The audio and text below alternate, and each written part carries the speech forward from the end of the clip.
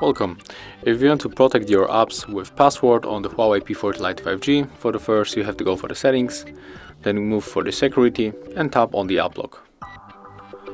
Click to enable. Let's pick up the lock screen password.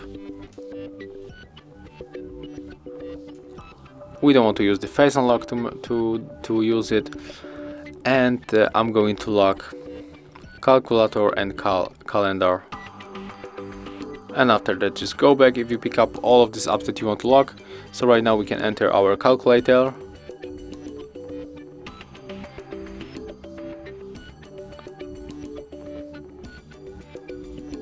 And right now we have to input our password to enter this app, and the same with the calendar.